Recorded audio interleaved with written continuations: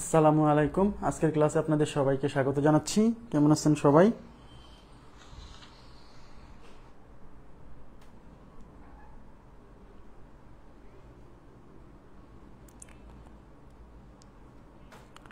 ওয়ালাইকুম আসসালাম।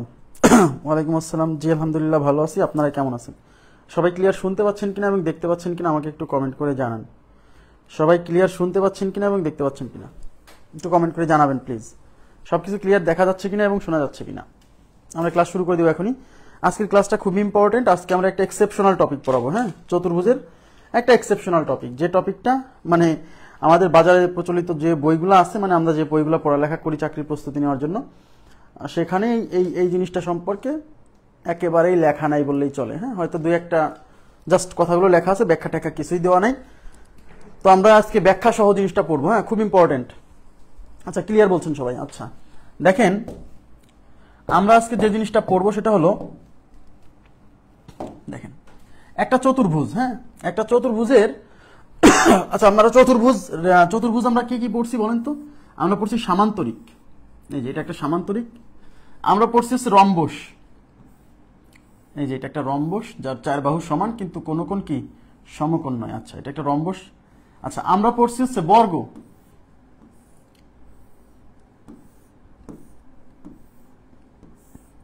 আমরা পড়ছি বর্গ, তাই কিনা?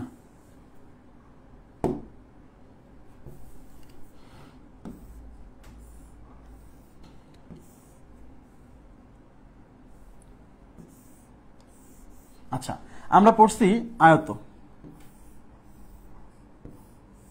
এই যে চার ধরনের চতুর্ভুজ আমরা পড়ছি, এই প্রত্যেকটা চতুর্ভুজই কিন্তু সামান্তরিক। আদাব আদাব, ঠিক আছে। এখন এই চতুর্ভুজগুলার মানে এখানে আমরা যে জিনিসটা পড়বো সেটা হচ্ছে যে একটা সামান্তরিকের প্রতিটি বাহুর মধ্যবিন্দুগুলো যুক্ত করলে যে চতুর্ভুজটা সৃষ্টি হবে সেই চতুর্ভুজটা কি। মনোযোগ দেন প্লিজ কাইন্ডলি।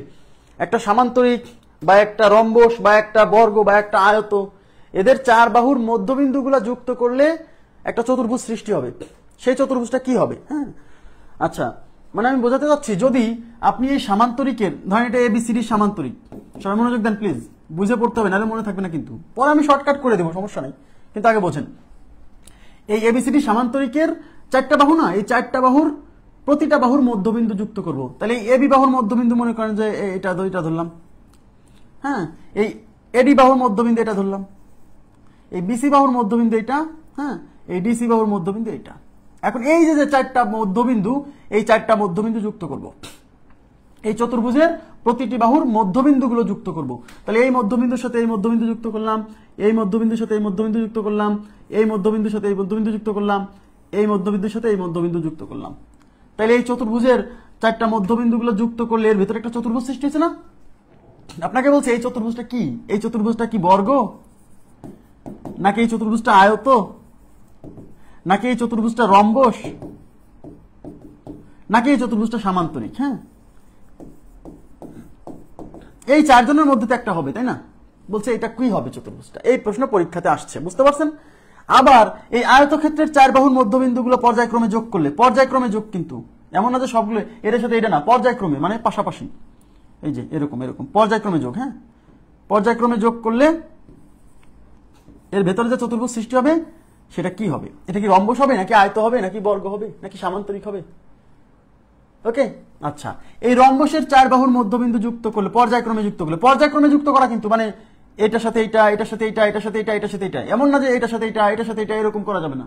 পর্যায়ক্রমে পাশাপাশি। হ্যাঁ, এই চার মধ্যবিন্দু যুক্ত করলে এর মধ্যে একটা চতুর্ভুজ সৃষ্টি হবে। এই চতুর্ভুজটা কি হবে?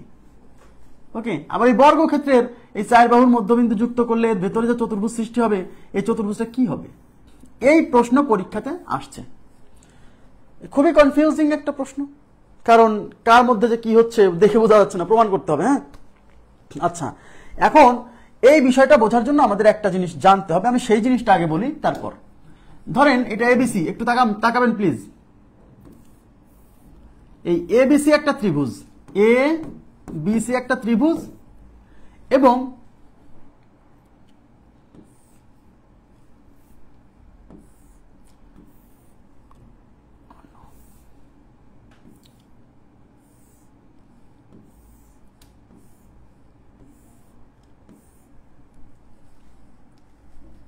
এবং ডিইএফ একটা ত্রিভুজ, ডিইএফ। এই যে দুইটা ত্রিভুজ,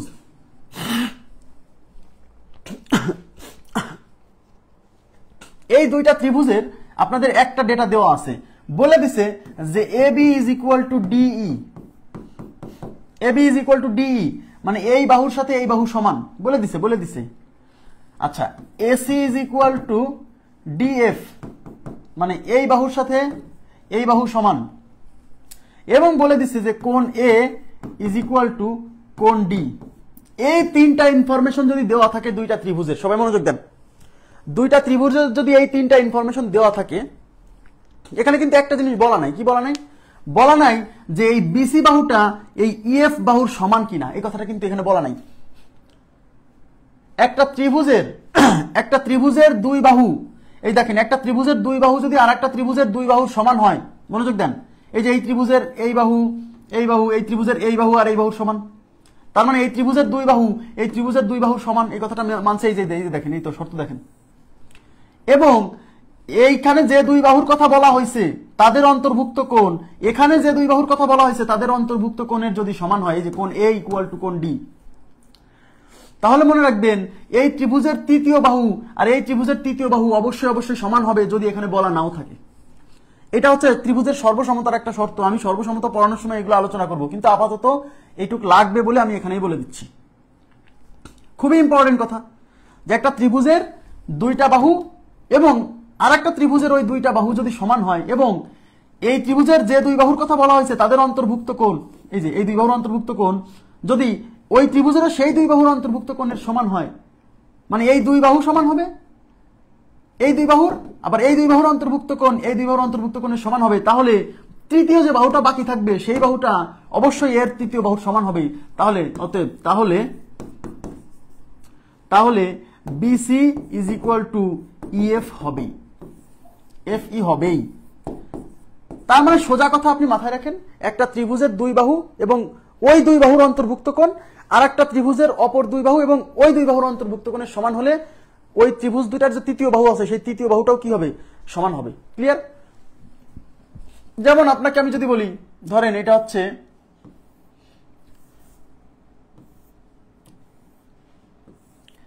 এবিসি ত্রিভুজ,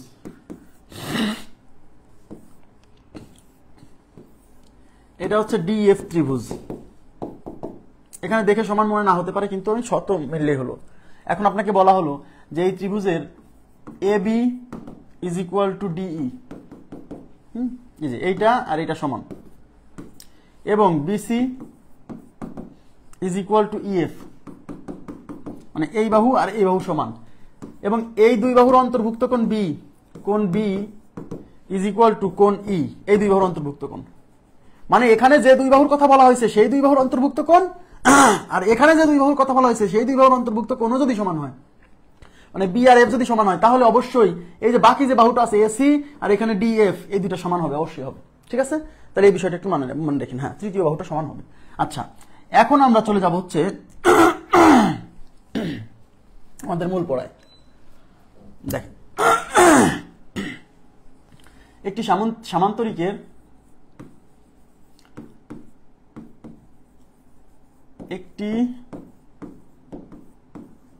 সামান্তরিকের প্রতিটি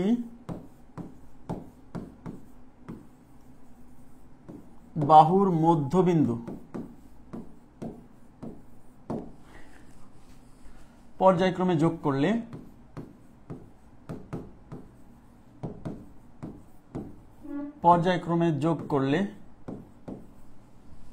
যোগ করলে যে চতুর্ভুজ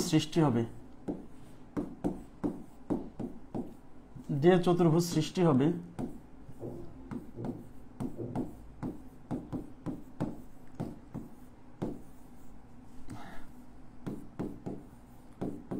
সেটি নাম্বার 1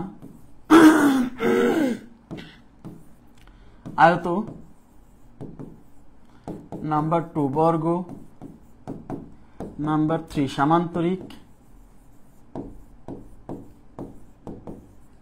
নাম্বার 4 রম্বস। খুবই ইম্পর্টেন্ট টাইপ।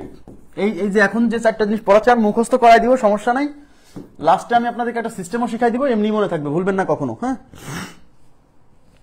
আচ্ছা, এখানে কি বলছে, একটি সামান্তরিকের, এবার কোন চতুর্ভুজের কথা বলছে এখানে কিন্তু উল্লেখ মানে জিনিসটা খেয়াল রাখতে হবে।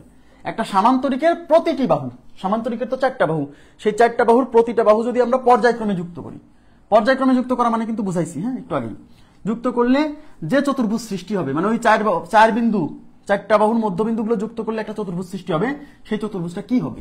আচ্ছা দেখেন, সবাই একটু তাকাবেন প্লিজ। এই যে এবিসিডি সামান্তরিক, একটু বড় করে আঁকাই যাতে বোঝাতে সুবিধা হয়, এই বাহুটা একটু বড় দিই, এটা যে সামান্তরিক যাতে দেখে বোঝা যায়। এ বি সি ডি, এই যে এবিসিডি সামান্তরিক। হ্যাঁ, আমরা সবাই জানি যে কোনো সামান্তরিকের বিপরীত দুই বাহু সমান হয় এবং সমান্তরাল হয়, তাই না? তার মানে এই এ বির সাথে কিন্তু সিডি সমান এবং সমান্তরাল, এই এডির সাথে কিন্তু বিসি সমান এবং সমান্তরাল, ঠিক আছে? আচ্ছা, এখন দেখেন কি বলছে, যে এই 4 বাহুর মধ্যবিন্দু যুক্ত করলে পর্যায়ক্রমে, তাহলে এই এবি বাহুর মধ্যবিন্দু, আমি এটার নাম দিলাম হচ্ছে ধরেন, আচ্ছা এটা হলো এবি বাহুর মধ্যবিন্দু, এটা হচ্ছে বিসি বাহুর মধ্যবিন্দু, আমি হলুদ কালার দিচ্ছি যাতে বোঝা যায়, এটা হচ্ছে ডিসি বাহুর মধ্যবিন্দু, এটা হচ্ছে এডি বাহুর মধ্যবিন্দু। এখন এই মধ্যবিন্দুগুলো যুক্ত করব, মধ্যবিন্দুগুলো যুক্ত করতেছি। আচ্ছা, আমি একটু ডিফারেন্ট কালার ইউজ করতেছি, না সাদাই দিই, নাহলে বুঝতে অসুবিধা হবে, খালি ওই পয়েন্টগুলাই থাক। এই যে এই বিন্দুগুলো পর্যায়ক্রমে যুক্ত করবে, এই যে পর্যায়ক্রমে যুক্ত করলে ভিতরে একটা চতুর্ভুজ সৃষ্টি হয়েছে, আমি ওই চতুর্ভুজের নাম দিচ্ছি পি কিউ আর এস টি। হ্যাঁ, পি কিউ আর এস, তার মানে এর ভিতরে একটা চতুর্ভুজ সৃষ্টি হয়েছে, সেই চতুর্ভুজের নাম দিলাম আমরা পি কিউ আর এস।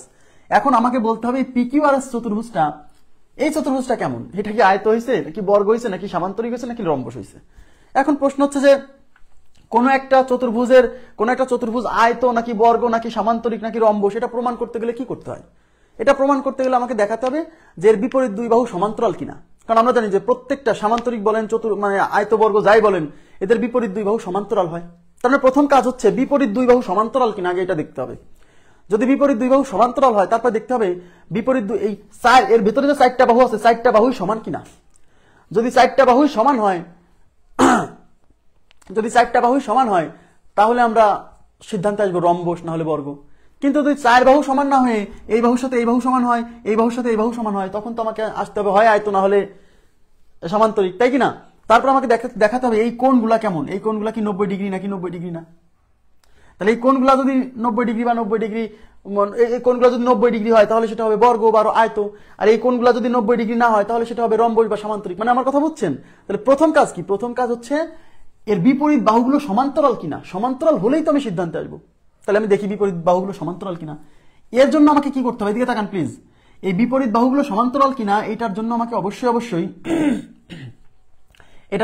অবশ্যই কর্ণ দুইটা আঁকাতে হবে। এই সামান্তরিকের কর্ণ দুইটা আঁকাতে হবে। তাকান, কর্ণ আঁকাতে হবে। কর্ণ আঁকাই ফেলি। তাহলে এই এসি কর্ণ আঁকাবো, বিডি কর্ণ আঁকাবো। তাহলে এসি কর্ণ আঁকাচ্ছি, দেখেন এই যে এসি কর্ণ, এবার হচ্ছে বিডি কর্ণ। ব্যাস, কর্ণ দুইটা আমি আঁকাই ফেললাম। এবার সবাই তাকাবেন, আমি এখন এডিসি ত্রিভুজ নিব। ত্রিভুজ এ বিডি এর ক্ষেত্রে, ত্রিভুজ এবিডি এর ক্ষেত্রে দেখেন, ত্রিভুজ এবিডি বলতে কোনটাকে বোঝাচ্ছে? প্লিজ একটু মনোযোগ দেন, প্লিজ মনোযোগ না দিলে কিন্তু বুঝবেন না। ত্রিভুজ এবিডি বলতে কিন্তু বোঝাচ্ছে এইটাকে, দেখেন ত্রিভুজ এবিডি বলতে বোঝাচ্ছে এই ত্রিভুজটাকে, এই যে এই ত্রিভুজটাকে বোঝাচ্ছে ত্রিভুজ এবিডি। ত্রিভুজ এবিডি। এখন আমাকে বলেন তো, ত্রিভুজ এবিডি এর এই যে এবি বাহু, এই যে এই এবি বাহুর মধ্যবিন্দু কি এই পি না? হ্যাঁ অবশ্যই অবশ্যই। কারণ কি, এই পি বিন্দু কিন্তু এবি বাহুর মধ্যবিন্দু ছিল। কারণ আমরা কিন্তু ওইটাই বলা আছে একটি সামান্তরিকের প্রতিটি বাহুর মধ্যবিন্দু যুক্ত করছি। তার মানে এই পি বিন্দুটা হচ্ছে এবি বাহুর মধ্যবিন্দু। ইয়েস। আর এই এস বিন্দুটা হচ্ছে এই এডি বাহুর মধ্যবিন্দু। ইয়েস। এবং আমার এই পি আর কিউ যুক্ত করা, আমরা একটা থিওরি পড়ছিলাম মনে আছে? কোন ত্রিভুজের, মনে করে দেখেন, কোন ত্রিভুজের যে কোনো দুই বাহুর মধ্যবিন্দু যুক্ত করলে এই বাহুটা হবে তৃতীয় বাহুর সমান্তরাল। এবং এর দৈর্ঘ্য হবে এর অর্ধেক। মনে আছে কিনা নাই? আছে আছে ইয়েস। তার মানে এর দৈর্ঘ্য হবে এর অর্ধেক। তার মানে এইটা হচ্ছে কি, এটা বলেন তো, এটা হচ্ছে এটা সমান্তরাল। তাহলে এই যে পি আর কিউ বিন্দু যেহেতু এই বাহু আর এই বাহুর মধ্যবিন্দু, তার মানে এই যে দেখেন, এদিকে তাকান, এদিকে তাকান প্লিজ। এই যে এখানে যে এই যে এবিসি কি হলো, এখানে এই যে এবিডি ত্রিভুজ, এই এবিডি ত্রিভুজের এই এবি বাহুর মধ্যবিন্দু পি, এডি বাহুর মধ্যবিন্দু এস, আর এই মধ্যবিন্দু দ্বয়ের যোগফল এই যে যুক্ত করছি। তাহলে এইটা কি এই এবিডি ত্রিভুজের তৃতীয় বাহু, মানে এই যে বিডি, বিডি এর সমান্তরাল হবে না? ওই থিওরি অনুসারে হবে না? হবে না? হবে। আমার কথা কি বোঝা গেছে? ইয়েস। তার মানে পিএস হচ্ছে এই বিডি বাহুর সমান্তরাল এবং এই পিএস এর দৈর্ঘ্য হচ্ছে এই বিডি এর দৈর্ঘ্যের অর্ধেক। এইটুকু বুঝছেন কিনা বলেন? তার মানে ত্রিভুজ এবিডি এর ক্ষেত্রে তাকান, সেই কোথায় ত্রিভুজ পড়ছি তার জিনিস এখানে কাজে লিখতেছে। ত্রিভুজ এবিডি এর ক্ষেত্রে এই পিএস, না এত ঠান্ডা লাগলে বাঁচা যায়, পিএস সমান্তরাল বিডি, এটুকু বুঝছেন? পিএস সমান্তরাল বিডি, তার মানে পিএস হচ্ছে বিডি এর সমান্তরাল এবং বিডি সরি এবং PS is equal to BD divided by 2। PS এর দৈর্ঘ্য হচ্ছে ওর অর্ধেক। আমরা পড়ছিলাম ত্রিভুজের যে কোনো দুই বাহুর মধ্যবিন্দু যুক্ত করলে তার সেটা হবে তৃতীয় বাহুর সমান্তরাল এবং এর দৈর্ঘ্য হবে এর অর্ধেক। তার মানে এটার মান যা, এটা হবে তার অর্ধেক। ক্লিয়ার? এটুকু বোঝা গেছে?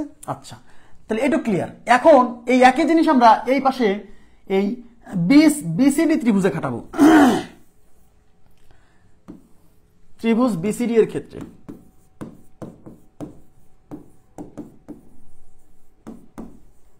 ত্রিভুজ বিসিডি এর ক্ষেত্রে আচ্ছা, ত্রিভুজ বিসিডি এর ক্ষেত্রে কি করব? বিসিডি বলতে কোনটুক বুঝাচ্ছে বলেন তো? বিসিডি বলতে আমরা বুঝতেছি কোনটুক বলেন? বিসিডি বলতে এই যে এই ত্রিভুজটা, এটা দেখা যাবে না মনে হয়, আচ্ছা সাদাই থাক। বিসিডি বলতে এই যে এই ত্রিভুজটাকে বোঝাচ্ছে, এই যে এইটা বিসিডি, মানে এই যে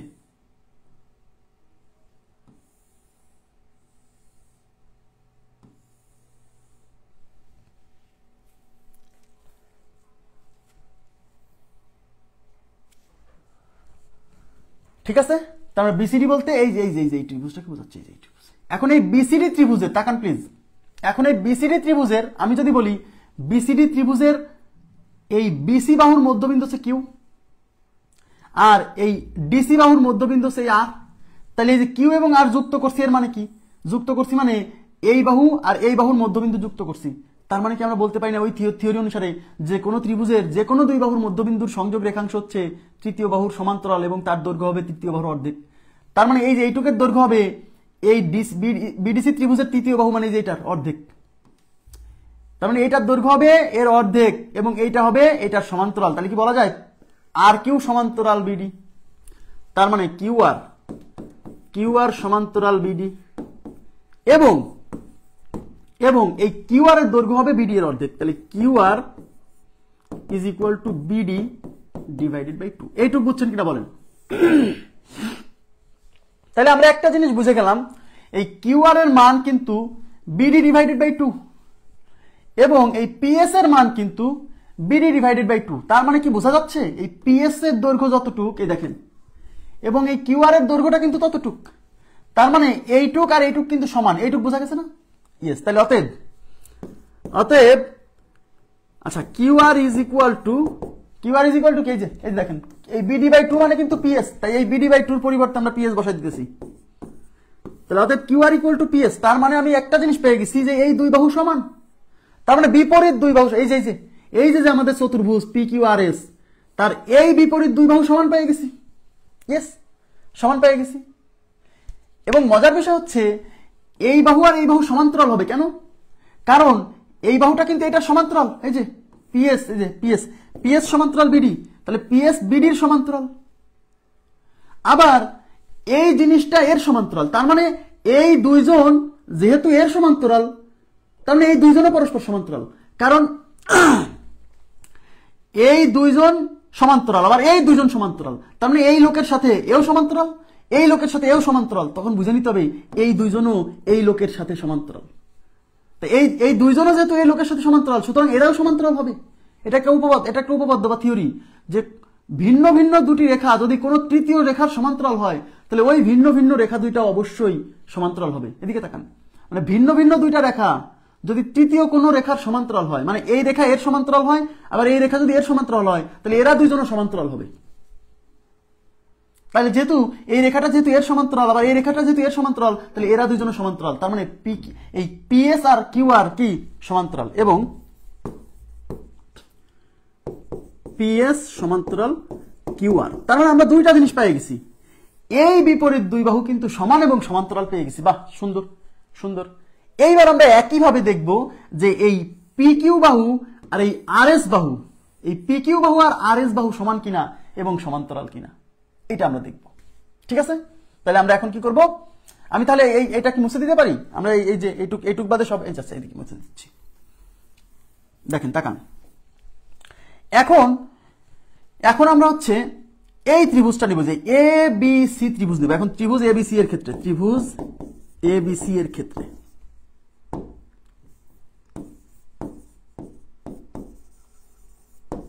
ত্রিভুজ এবিসি এর ক্ষেত্রে, ত্রিভুজ এবিসি বলতে কোনটুককে বোঝাচ্ছে? হ্যাঁ, ত্রিভুজ এবিসি বলতে কোনটুককে বোঝাচ্ছে বলেন তো? ত্রিভুজ এবিসি বলতে কিন্তু এই যে এটাকে বোঝাচ্ছে, এই যেটা, এই যে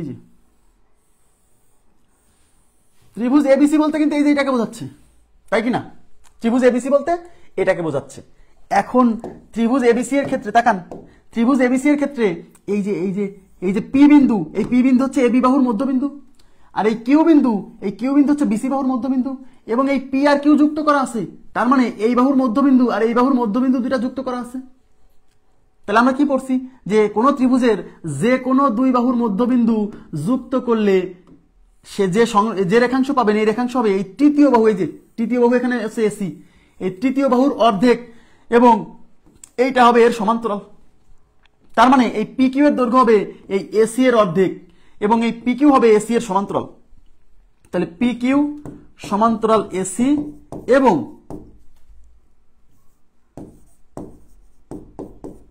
P Q is equal to AC divided by 2। Clear? Clear. একইভাবে আমরা এই এ ডি সি ত্রিভুজটা নিব, এডিসি ত্রিভুজ। এখন ত্রিভুজ এডিসি এর ক্ষেত্রে দেখেন, ত্রিভুজ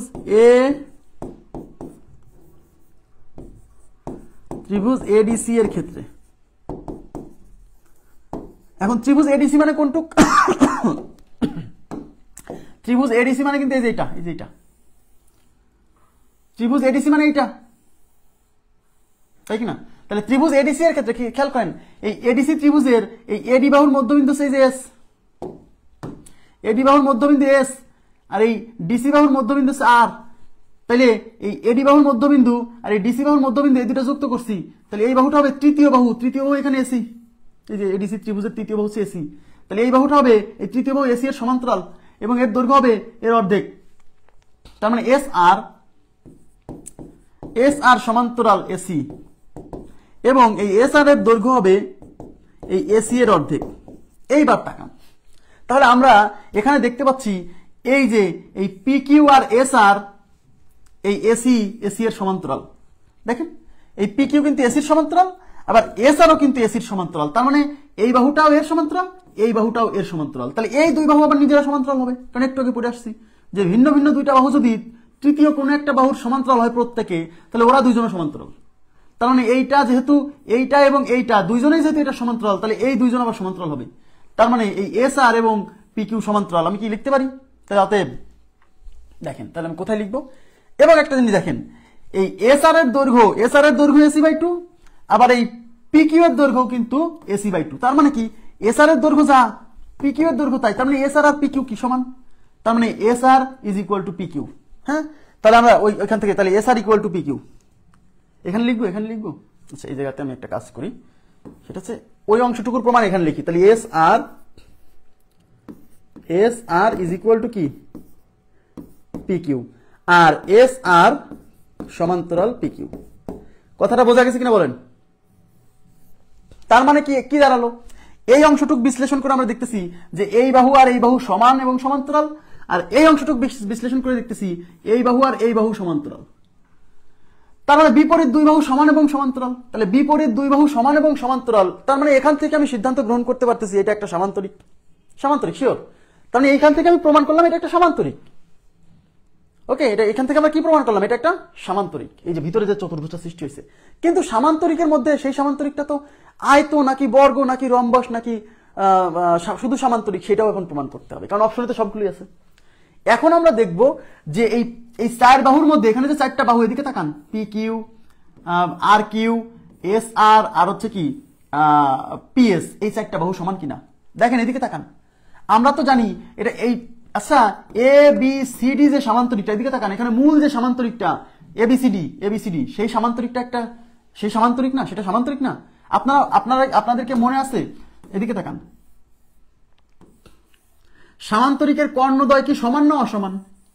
সামান্তরিকের কর্ণদ্বয়, এই যে এটা হচ্ছে এসি, এটা হচ্ছে বিডি, এই যে সামান্তরিকের কর্ণদ্বয়, এই সামান্তরিকের কোন সামান্তরিকের কর্ণ দুইটা কিন্তু সমান হয় না। মানে AC not equal to BD, এই কর্ণ দুইটা কিন্তু সমান না, এই কর্ণ দুইটা কিন্তু সমান না। এই কর্ণ দুইটা যদি সমান না হয়, এদিকে তাকান এদিকে, তাহলে একটা জিনিস খেয়াল করেন, তাহলে এই বাহুর মান কার সমান?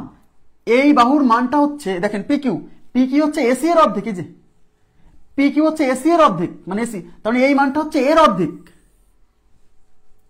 আর এই মানটা কার সমান? এই মানটা হচ্ছে এইটার সমান, এর অর্ধেক, বিডি এর অর্ধেক। তার মানে আমার কথা কি বুঝতেছেন? তাহলে আমি একটু এখানে এটা মুছে দিই, হ্যাঁ এটা মুছে দিই। দেখেন, যেহেতু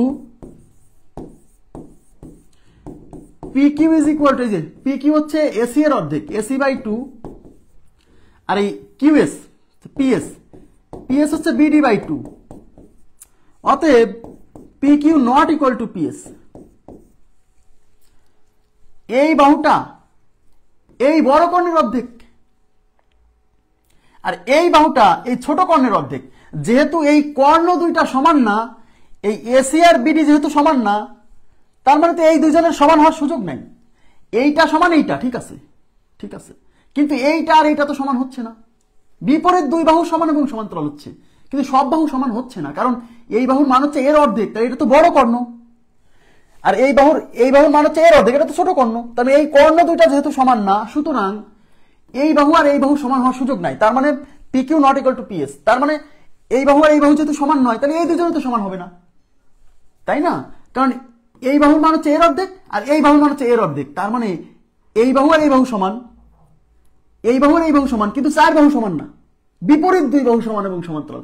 চার বাহু যেহেতু সমান না, তার মানে বর্গ এবং রম্বস এই দুইটা হবে না। চার বাহু যেহেতু সমান নয়, চার বাহু সমান হলে, আমার কথা কি বোঝা গেছে? আমার কথা কি বুঝতেছেন? হ্যাঁ, তাহলে চার বাহু যেহেতু সমান হয়নি, তার মানে বর্গ এবং রম্বস এই দুটা বাদ পড়ছে। তাহলে আমরা প্রথমে কি দেখালাম? বিপরীত দুই বাহু সমান এবং সমান্তরাল, সেখান থেকে সিদ্ধান্তে আসছি সামান্তরিক। তারপর দেখাচ্ছি যে না, চার বাহু সমান না, বিপরীত দুই বাহু সমান, তার মানে এটা মানে রম্বস বর্গ হচ্ছে না। হ্যাঁ, এখন আরো একটা জিনিস আছে। আরো একটা জিনিস কি? এখন আয়ত হবে নাকি সামান্তরিক হবে? আচ্ছা, আপনাদের কি মনে আছে যে আয়তক্ষেত্র আর সামান্তরিকের মধ্যে পার্থক্য হচ্ছে এই যে কোণগুলা সমকোণ। এদিকে তাকান, আয়তক্ষেত্রের এই কোণগুলা সমকোণ, আর সামান্তরিকের এই কোণগুলা সমকোণ নয়, মানে 90 ডিগ্রি নয়। তার মানে এখন আয়ত আর বর্গের মধ্যে, সামান্তরিকের মধ্যে পার্থক্য করতে হলে এই যে চতুর্ভুজের যে চার কোণ, এই চার কোণের পরিমাপ মানে আনতে হবে, পরিচয় আনতে হবে। তাহলে দেখেন, তাহলে এখানে আমার এদিকে তাকান, এদিকে প্লিজ তাকান, এখানে যে চতুর্ভুজটা ভিতরের চতুর্ভুজ, কিন্তু এই ভিতরে যে চতুর্ভুজটা সৃষ্টি হয়েছে, ওই চতুর্ভুজটা সামান্তরিক নাকি আয়ত, তার জন্য আপনাকে এই যে কোণগুলা, এই যে একটা কোণ, এই যে একটা কোণ, এই যে একটা কোণ, এই কোণগুলা 90 ডিগ্রি কিনা এটা প্রমাণ করতে হবে। তাকান প্লিজ, তার জন্য আপনাকে যে কাজটা করতে হবে, এদিকে প্লিজ মনোযোগ দেন, এই যে ভিতরে যে চতুর্ভুজ, এই যে ছোট ছোট চারটা চতুর্ভুজ সৃষ্টি হয়েছে, এরাও সামান্তরিক। দেখেন, কারণ এটার সাথে এটা সমান্তরাল, তাই না? কারণ এই বাহুর সাথে এই বাহু সমান্তরাল, মানে কি এইটুকের সাথে এইটুক সমান্তরাল না? এই যে ভিতরে ছোট একটা, এই যে ছোট টুক, এদিকে তাকান, এই যে ভিতরে আমি ছোট যে লাল হলুদ দাগ দিছি না, এটাও একটা সামান্তরিক। কারণ এই বড় বাহু যেহেতু এই বাহুর সমান্তরাল, তাহলে এইটুকের সমান্তরাল। এই বড় বাহু যেহেতু এই পুরোটা সমান্তরাল, তাহলে এইটুকের সমান্তরাল। তার মানে বিপরীত দুই বাহু সমান এবং সমান্তরাল। বিপরীত বাহুগুলো সমান্তরাল কিনা, তার মানে এর ভিতরে যে ছোট চতুর্ভুজ, এটাও একটা সামান্তরিক। এখন আমাকে বলেন, আপনাদেরকে আমি একটা থিওরি পড়াইছিলাম কিনা, সামান্তরিকের কর্ণদ্বয়, এদিকে তাকান, সামান্তরিকের কর্ণদ্বয় পরস্পরকে সমদ্বিখণ্ডিত করে, কিন্তু লম্বভাবে নয়, লম্বভাবে নয়। মনে আছে? মনে আছে? সামান্তরিকের কর্ণদ্বয় পরস্পরকে সমদ্বিখণ্ডিত করে, কিন্তু লম্বভাবে না। তার মানে এই যে সামান্তরিকের কর্ণ, এরা পরস্পরকে সমদ্বিখণ্ডিত করে, মানে এই কর্ণ একে দুই ভাগ করছে সমান দুই ভাগে, আবার এই কর্ণ একে দুই ভাগ করছে, কিন্তু লম্বভাবে নয়, মানে এই কোণগুলো 90 না। এদিকে তাকান, এই কোণটা কিন্তু 90 নয়, এই কোণটা 90 নয়।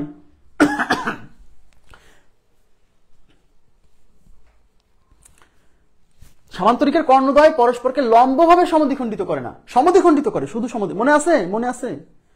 সামান্তরিকের কর্ণদ্বয় পরস্পরকে সমদ্বিখণ্ডিত করে, কিন্তু লম্বভাবে সমদ্বিখণ্ডিত করে না। শোনেন, কেউ চাপ নিয়েন না, এসব প্রমাণ কিছুই জানা লাগবে না, এগুলো লিখিত পরীক্ষায় আসলে কাজে লাগবে, জানা থাকলে কাজে লাগবে, মানুষকে বুঝাইতে পারবেন, পড়াইতে পারবেন। কিন্তু 2 মিনিটে শেষ করে দিব, যাই যেভাবে আসুক আপনি দেখে উত্তর দিবেন, কিন্তু সে পর্যন্ত ওয়েট করতে হবে। হ্যাঁ, ঠিক আছে?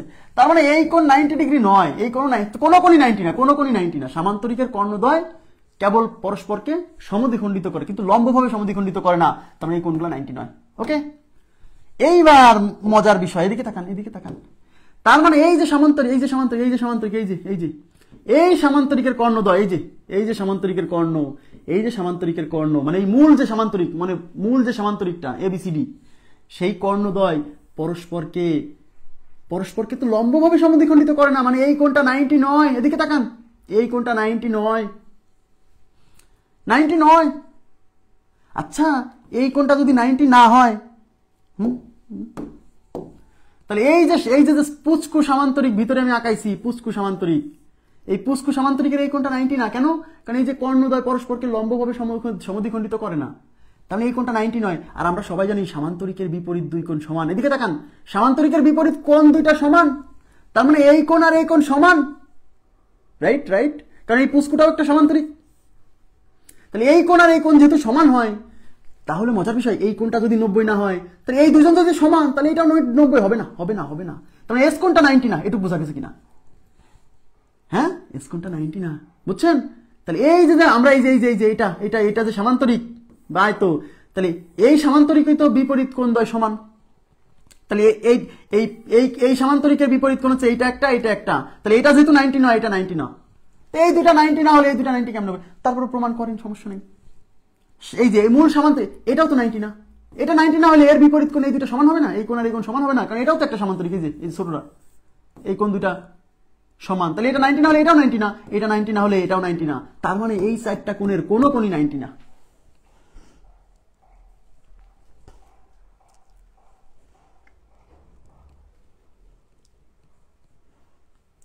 হ্যাঁ, আমার কথা কি বুঝছেন? তার মানে এই চারটা কোণের কোনো কোণ 90 নাই। ক্লিয়ার হয়েছে? তাহলে আমরা প্রথমে কি প্রমাণ করলাম? যে একটা সামান্তরিকের 4 বাহুর মধ্যবিন্দু পর্যায়ক্রমে যুক্ত করলে ভেতরে যে চতুর্ভুজ সৃষ্টি হয়েছে, সেই চতুর্ভুজের বিপরীত দুই বাহু সমান এবং সমান্তরাল। তারপরে দেখলাম, কি দেখলাম? বিপরীত দুই বাহু সমান এবং সমান্তরাল, কিন্তু 4 বাহু সমান নয়। 4 বাহু যখন সমান নয়, তখন আমরা সিদ্ধান্তে আসলাম যে এটা একটা সামান্তরিক বা আয়তক্ষেত্র। তখন আমরা এই কোণগুলো প্রমাণ করলাম যে এই কোণগুলো 90 নয়। যেহেতু এই কোণগুলো 90 নয়, তার মানে এটা আয়ত হতে পারে না। এটা কি? এটা সামান্তরিক।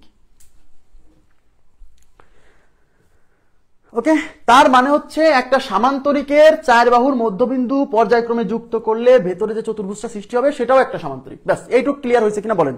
কাইন্ডলি একটু রেসপন্স করেন, এইটুকু ক্লিয়ার হয়েছে কিনা? আমি একটু পানির বিরতি নেব।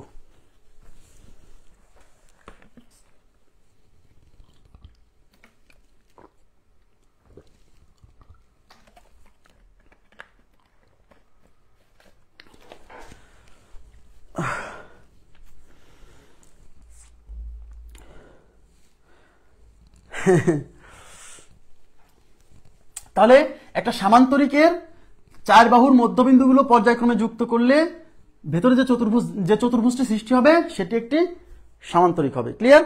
এবার আমরা চলে যাব সামান্তরিকের পরে আমরা নতুন একটা জিনিস নিব। আচ্ছা, আমি এই পেজেই করি। হ্যাঁ, এই পেজেই করি, তাহলে আমার বোঝাতে সুবিধা হবে, মানে লিখতে হবে না অনেক কিছু।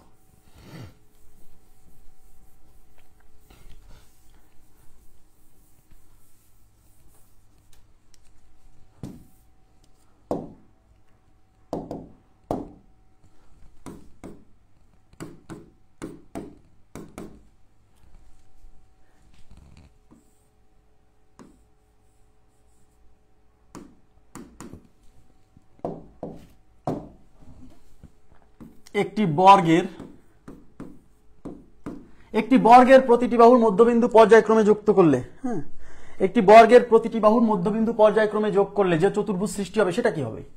এবার আমরা একটা বর্গক্ষেত্র, এবার একটা বর্গক্ষেত্রের 4 বাহুর মধ্যবিন্দু পর্যায়ক্রমে যুক্ত করব, তাহলে ভিতরে একটা চতুর্ভুজ সৃষ্টি হবে। সেই চতুর্ভুজটা কি হবে? হ্যাঁ, দেখেন, সবাই মনোযোগ দেন।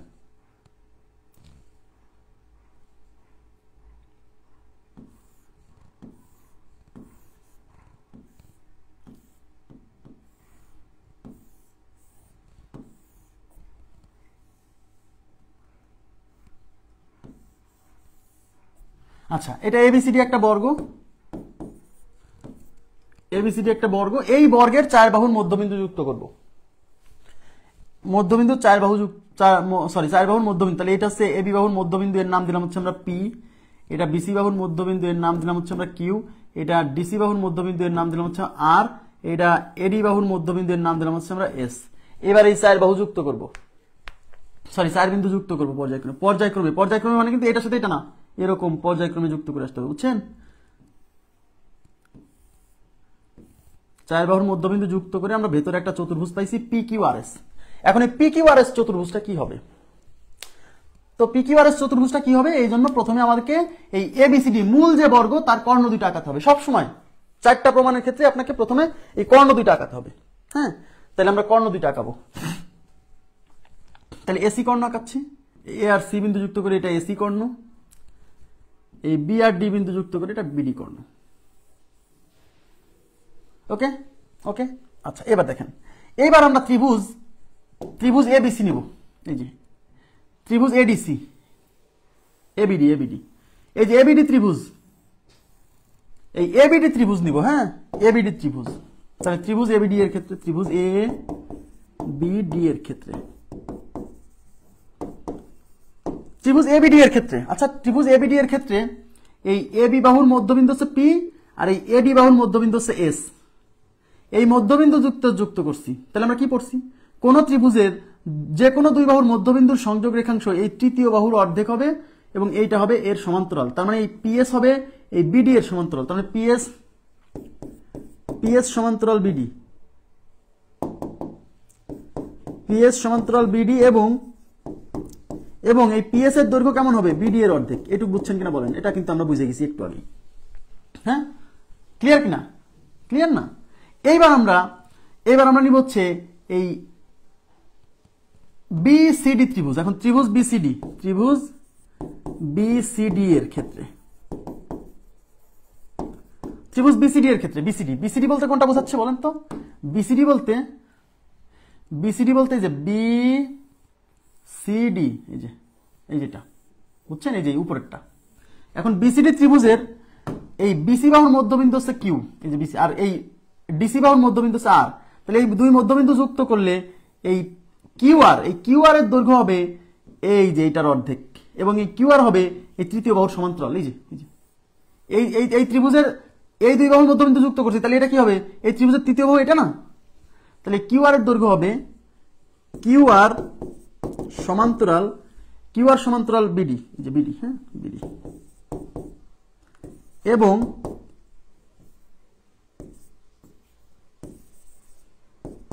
এবং এই কিউআর এর দৈর্ঘ্য হবে বিডি এর অর্ধেক, বিডি বাই 2। এবার আমরা এবিডি ত্রিভুজ নিচ্ছি না, এবিডি নিচ্ছি। আচ্ছা, এবার আমরা হচ্ছে এবিসি ত্রিভুজ নিব। এবিসি ত্রিভুজ, এই যে এবিসি ত্রিভুজ মানে কোনটা? এই যে এটা, এই যে। এবার এবিসি ত্রিভুজ নিব, এবিসি ত্রিভুজ। হ্যাঁ, এবিসি ত্রিভুজ। তাহলে ত্রিভুজ এবিসি এর ক্ষেত্রে, দেখেন, ত্রিভুজ এবিসি মানে কোনটুক? ত্রিভুজ এবিসি মানে যে এইটা থেকে এখান থেকে যেটুক এবিসি। হ্যাঁ, এই এবি বাহুর মধ্যবিন্দু পি, আর এই বিসি বাহুর মধ্যবিন্দু কিউ, আর এই মধ্যবিন্দু দ্বয়ের যুক্ত হলো এটা। তাহলে 2 বিন্দু যুক্ত করলে যে রেখা পাবেন, যে পি কিউ রেখা, এটা হবে এসি এর সমান্তরাল এবং পি কিউর দৈর্ঘ্য হবে এসি এর অর্ধেক। হ্যাঁ, তার মানে এখানে কি হবে? পি কিউ সমান্তরাল এসি এবং এই পি কিউ এর দৈর্ঘ্য হবে এসি বাই 2। ঠিক আছে, আচ্ছা এবার আমরা এডিসি ত্রিভুজ নিব। এডিসি ত্রিভুজ, বিডিসিডি বিডিসিডি দিছি কে, বিডিসি ত্রিভুজ, সরি বিডিসিডি কেন, এটা বাদা। হ্যাঁ, এবার হচ্ছে এডিসি ত্রিভুজ, ত্রিভুজ এডিসি এর ক্ষেত্রে, ত্রিভুজ এডিসি এর ক্ষেত্রে মানে আমাকে যেভাবে হোক এই চার বাহু, এই যে এখানে ভিতরে যে চতুর্ভুজ সৃষ্টি হয়েছে ওই চার বাহু সমান কি সমান না সেটা দেখাতে হবে আগে। হ্যাঁ, তো এডিসি ত্রিভুজ কোনটা? এডিসি মানে হচ্ছে এই যে এই যে উপরের এটা। হ্যাঁ, আমি অন্য কালার দিয়ে দিচ্ছি। এই যে এডিসি ত্রিভুজ মানে এই যে এটা, বুঝছেন? কারণ এডিসি ত্রিভুজের এই এডি বাহুর মধ্যবিন্দু হচ্ছে যে এস, আর ডিসি বাহুর মধ্যবিন্দু হচ্ছে আর। এই এস আর যুক্ত করছি, তাহলে এই বাহুটা হবে এই যে এসি বাহুর সমান্তরাল, এর দৈর্ঘ্য হবে এসি এর অর্ধেক। তার মানে এস আর সমান্তরাল এসি এবং S R is equal to AC by 2। Clear? Clear. এখন আমরা একটা জিনিস জানি যে বর্গ, এটা কিন্তু বর্গক্ষেত্রের কর্ণদ্বয় পরস্পর সমান হয়। এদিকে তাকান, বর্গক্ষেত্রের কর্ণদ্বয় পরস্পর সমান হয়। তার মানে এই যে এবিসিডি, এই যে মূল যে বর্গক্ষেত্র, সরি এই যে মূল, এই মূল যে বর্গক্ষেত্র এর যে কর্ণ এসি কর্ণ আর এই বিডি কর্ণ এরা পরস্পর সমান। তাহলে এ বি সি ডি বর্গের কর্ণ AC equal to BD, AC equal to BD. তাহলে এসির মান আর বিডির মান সমান। হ্যাঁ, এবার তাকান, এবার আপনি ভেতরে যে চতুর্ভুজ সৃষ্টি হয়েছে যে পি কিউ আর এস, এই যে ভিতরে যে চতুর্ভুজ, হ্যাঁ আমার একটু একটা কাজ করতে হবে, সেটা হলো আমি এখানে একটা বক্স এঁকে একটু দেখাচ্ছি। দেখেন এখানে এই ভিতরে যে চতুর্ভুজ সৃষ্টি হয়েছে তার এই পি কিউ বাহুর দৈর্ঘ্য কত বেরোচ্ছে? পি কিউ, এই যে পি কিউ বাহুর দৈর্ঘ্য বেরোচ্ছে এসি বাই 2। এই যে এই পি কিউ এর দৈর্ঘ্য এসি বাই 2, তাহলে P Q equal to AC by 2। তারপরে এই যে কিউ আর, এই কিউ আর এর দৈর্ঘ্য কত বেরিয়েছে? কিউ আর, এই যে Q R equal to BD by 2। হ্যাঁ, তারপর হচ্ছে যে পিএস, এস আর এর দৈর্ঘ্য কত বেরিয়েছে? AC by 2। S R is equal to AC by 2। তারপর হচ্ছে এসি, পি কিউ এর দৈর্ঘ্য কত বেরিয়েছে? পি কিউ তো বের করছি কিউ আর, পিএস, এই যে পিএস এর দৈর্ঘ্য কত? এই যে পিএস এর দৈর্ঘ্য কত? পিএস এর দৈর্ঘ্য এই যে বিডি বাই 2। তাহলে PS is equal to BD by 2। এখন একটা জিনিস চিন্তা করেন, এখন এই এসি আর বিডি যদি সমান হয় তাহলে এই সব এসির পরিবর্তে বিডি লিখে দিতে পারি। তাহলে এখানে এসি তুলে দিয়ে বিডি, এখানে এসি তুলে দিয়ে বিডি লিখতে পারি কিনা? পারি না? অবশ্যই পারি, কারণ কি এই বর্গক্ষেত্রের কর্ণ দুটো সমান। তার মানে আমি যদি এখন এই এসি তুলে দিলাম, এই সরি এই এসি তুলে দিয়ে এসির পরিবর্তে কি এখানে বিডি লিখে দিলাম, এখানে বিডি লিখে দিলাম, কোনো সমস্যা নাই, কারণ এসি আর বিডি তো সমান। তার মানে পি কিউ এর মানও বিডি বাই 2, কিউ আর এর মানও বিডি বাই 2, এস আর এর মানও বিডি বাই 2, পি কিউ এর মানও বিডি বাই 2। তার মানে এখানে যে চারটা বাহু আছে ভিতরে এর চার বাহু সমান। বুঝছেন কিনা বলেন? তাহলে এইটুক লেখার পর লিখুন অতএব P Q equal to Q R equal to S R equal to PS. তাহলে অতএব P Q is equal to Q R R S S P, আচ্ছা সমস্যা নেই। P Q equal to P R is equal to PS equal to R S, S R, যাই হোক S আর R S একই জিনিস, দৈর্ঘ্য না। তার মানে চার বাহু সমান। আমার কথা কি বুঝছেন? তার মানে এখানে যে চতুর্ভুজ ভিতরে সৃষ্টি হয়েছে এর চারটা বাহু সমান। তাহলে এই চার বাহু যেহেতু সমান, এই চার বাহু সমান থেকে আমরা কি পেলাম? চার বাহু সমান থেকে আমরা বুঝতে পারি যে এটা হয় আয়তক্ষেত্র, সরি হয় বর্গ। তার মানে এই আয়তক্ষেত্র সামান্তরিক এবার কাটা যাবে, কারণ আয়তক্ষেত্র সামান্তরিক ক্ষেত্র চার বাহু সমান না। তাহলে হয় বর্গ হবে না হলে রম্বস হবে, এই দুজনের মধ্যে যে কোনো একজন। এখন বর্গ নাকি রম্বস এটা প্রমাণ করতে গেলে দেখাতে হবে এখানে ভিতরে যে চতুর্ভুজটা সৃষ্টি হয়েছে এই চতুর্ভুজের এই কোণগুলা 90 ডিগ্রি কিনা। যদি এই কোণগুলা 90 ডিগ্রি হয় তাহলে হবে বর্গ, যদি 90 ডিগ্রি না হয় তাহলে হবে রম্বস। এখন কোণ প্রমাণ করতে হবে, খুবই সিম্পল। কোণটা আমি ওই পাশে প্রমাণ করে দিচ্ছি আলাদা করে। দেখেন আমি একটা বর্গক্ষেত্র আঁকাই, তাকান প্লিজ তাকান। এখন দেখেন একটু তাকান, সেটা হলো এই মধ্যবিন্দুগুলো যুক্ত করছেন আপনি দুইভাবে প্রমাণ করতে, ভালো করে বোঝেন, আমি বোঝা লাগবে না কিছুই। হ্যাঁ, একটু পরে এমন একটা জিনিস দেখাই দেব আর জীবনে কিছু মনেও রাখা লাগবে না, সব এমনি পাবেন, কিন্তু বোঝার ব্যাপারটা তো একটু ডিফারেন্ট, তাই না? তাহলে পি কিউ আর এস এগুলো যুক্ত করে দিলাম, এগুলো যুক্ত করে আমরা ভিতরে একটা চতুর্ভুজ পাইছি। এখন দেখাতে হবে এই কোণগুলো 90 ডিগ্রি কিনা। এটা দুইভাবে দেখাতে পারেন। নাম্বার ওয়ান, এটা একটু তাকান, আমাকে বলেন তো আমি যদি এপিএস ত্রিভুজ নেই, ত্রিভুজ এপিএস, সবাই একটু তাকান, ত্রিভুজ এপিএস। ত্রিভুজ এপিএস বলতে কোন অংশটা বোঝাচ্ছে? ত্রিভুজ এপিএস বলতে এই যে এটাকে বোঝাচ্ছে, এই যে এটা না? ত্রিভুজ এপিএস এর ক্ষেত্রে ত্রিভুজ এপিএস একটা সমদ্বিবাহু ত্রিভুজ। সমদ্বিবাহু ত্রিভুজ মানে এই বাহু আর এই বাহু সমান। কেন? কারণ আমরা তো জানি এই বর্গক্ষেত্রের তো প্রত্যেক বাহু সমান। এখানে যে এবিসিডি বর্গক্ষেত্র এর প্রত্যেক বাহু সমান না? এই বাহু দৈর্ঘ্য এ, তাহলে আমার কথা বলেন, এইটুকের দৈর্ঘ্য যদি এ হয় তাহলে এইটুক কি a/2 না? a/2 কেন? কারণ এই পি বিন্দু তো এই এ বাহুর মধ্যবিন্দু, আবার যেহেতু বর্গক্ষেত্র তার মানে তার প্রত্যেক বাহু এ, তার মানে এই বাহুর দৈর্ঘ্য এ, তাহলে এইটুকু কি হবে a/2। তার মানে এই যে এই বাহু আর এই বাহু সমান, আর সমান সমান বাহুর বিপরীত কোণ সমান, সমান সমান বাহুর বিপরীত কোণ সমান। এটা যেহেতু বর্গক্ষেত্র, এবিসিডি তো বর্গক্ষেত্র, তাই না? এবিসিডি বর্গক্ষেত্র না? এদিকে তাকান, এবিসিডি বর্গক্ষেত্র না? ইয়েস, এবিসিডি যেহেতু বর্গক্ষেত্র তাহলে এই কোণগুলো তো 90, এটা 90, এটা 90। তাহলে তার মানে এটা একটা সমকোণী ত্রিভুজ। এই যে এপিএস একটা সমকোণী ত্রিভুজ। এই যে ছোটটুক দেখেন, এটা একটা সমকোণী ত্রিভুজ। সমকোণী ত্রিভুজের এই কোণটা 90, তাহলে এই দুই কোণ মিলে হবে 90। এই যে এইটুক আর এইটুক মিলে হবে 90, তাই কি না? তার মধ্যে এই বাহু আর এই বাহু যেহেতু সমান, তাহলে এই বাহুর বিপরীত কোণ এইটা আর এই বাহুর বিপরীত কোণ এটা সমান হবে। তাহলে এই দুজন মিলে 90 এবং এই দুজন সমান, তার মানে এইটুক 45, এইটুক 45। এটা বুঝছেন কিনা? মানে এই কোণটুক 45। একইভাবে এই যে এই ত্রিভুজটার এই বাহু আর এই বাহু সমান, এই কোণটা যেহেতু 90, তাহলে এইটা আর এইটা মিলে 90 হবে, কারণ এটাও তো সমকোণী ত্রিভুজ। এই যে সমকোণী ত্রিভুজের সূক্ষ্ম কোণদ্বয় পরস্পরের পূরক, মনে আছে? তাহলে এই কোণ আর এই কোণ 90 হবে যোগফল। আবার এই বাহু আর এই বাহু যেহেতু সমান, তাহলে সমান সমান বাহুর বিপরীত কোণ সমান, তাহলে এই বাহুর বিপরীত কোণ এটা আর এই বাহুর বিপরীত কোণ এটা সমান হবে। এই দুজন মিলে 90 আবার সমান, তার মানে এটা 45, এটা 45। এদিকে তাকান। তার মানে আমি বোঝাতে চাচ্ছি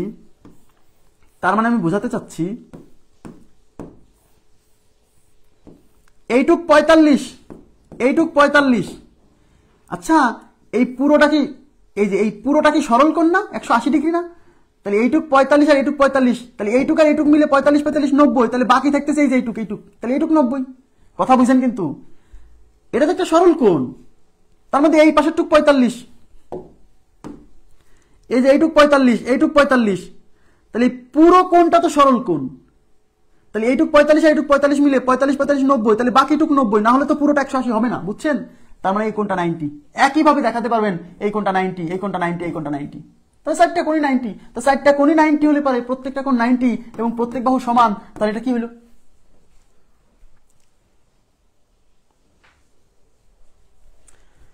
এবার বলেন, বোঝা গেছে কি? বিষয়টা কি ক্লিয়ার হয়েছে? বিষয়টা কি ক্লিয়ার হলো? তার মানে আমি দেখালাম যে এই কোণটা, এই কোণটা, এই কোণটা, এই কোণটা কি 90 ডিগ্রি। আবার এই চার বাহু সমান, তাহলে ভেতরে যে চতুর্ভুজটা আছে তার চার বাহু সমান এবং প্রত্যেকটা কোণ 90। চার বাহু সমান, প্রত্যেকটা কোণ 90 হলে এটা একটা বর্গক্ষেত্র। এবার বলবেন প্লিজ কাইন্ডলি এই দুটা বুঝছেন কিনা? তার মানে হচ্ছে একটা বর্গক্ষেত্রের চার বাহুর মধ্যবিন্দুগুলো পর্যায়ক্রমে যুক্ত করলে ভেতরে যে একটা চতুর্ভুজ সৃষ্টি হবে সেটাও একটা বর্গক্ষেত্র। প্লিজ একটু রেসপন্স করেন তো, কোনো সমস্যা থাকলে জিজ্ঞাসা করবেন।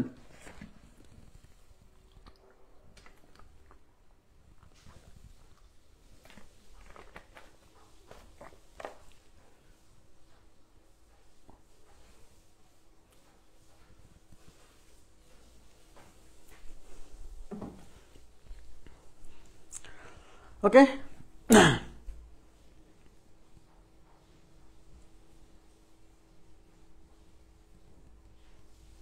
আচ্ছা, তাহলে আমরা একটা বর্গের চার বাহুর মধ্যবিন্দুগুলো যুক্ত করলে আমরা ভেতরে যে চার বাহুর মধ্যবিন্দুগুলো পর্যায়ক্রমে যুক্ত করলে যে চতুর্ভুজ পাবো সেটা একটা বর্গ। তাহলে কি বলল? সামান্তরিকের চার বাহুর মধ্যবিন্দুগুলো পর্যায়ক্রমে যুক্ত করলে যে চতুর্ভুজ পাওয়া যায় সেটা একটা সামান্তরিক। বর্গের চার বাহুর মধ্যবিন্দুগুলো যুক্ত করলে যে চতুর্ভুজ পাওয়া যায় সেটা একটা বর্গ। তার মানে সামান্তরিকের ভেতর সামান্তরিক সৃষ্টি হয়, বর্গের মধ্যে বর্গ সৃষ্টি হয়। তাহলে তো সহজ। ভাই তাহলে প্রমাণ করার দরকার ছিল কি? তো মানুষ যখন জিজ্ঞাসা এটা যে বর্গ, কিভাবে বুঝবো এটা বর্গ? তখন কি করবেন? তখন আপনাকে দেখাতে হবে হ্যাঁ এটা চার বাহু সমান। হ্যাঁ, তারপরে কি দেখাতে হবে? তারপরে দেখাতে হবে যে এই কোণগুলো সমকোণ। তখনই তো বলতে পারবেন হ্যাঁ এটা বর্গ, নাহলে তো বলতে পারবেন না। বলতে পারবেন কিন্তু বুঝাইতে পারবেন না। তাহলে সামান্তরিকের মধ্যে সামান্তরিক, বর্গের মধ্যে বর্গ। অনেকে বলছে ভাই তাহলে তো এই কথা বললেই তো হইতো যে সামান্তরিকের মধ্যে সামান্তরিক সৃষ্টি হবে, বর্গের মধ্যে বর্গ সৃষ্টি হবে, তাহলে এত প্রমাণ করার দরকার ছিল কি? দরকার আছে। এইবার তাহলে এবার আমরা দেখব হচ্ছে যদি জিনিসটা আয়তক্ষেত্র হয়,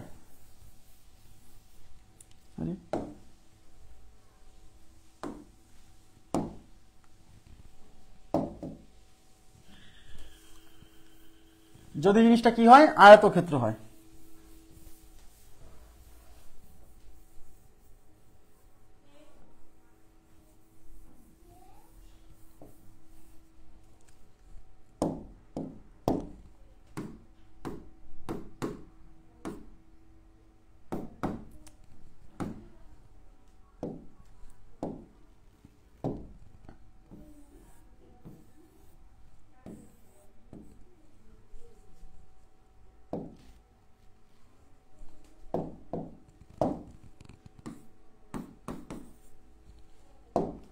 আচ্ছা, একটি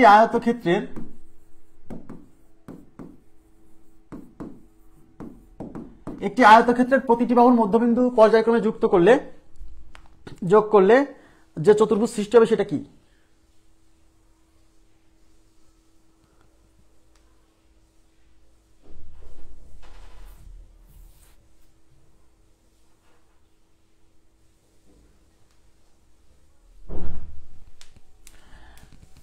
আচ্ছা, আমরা একটা আয়তক্ষেত্র আঁকাই এখন।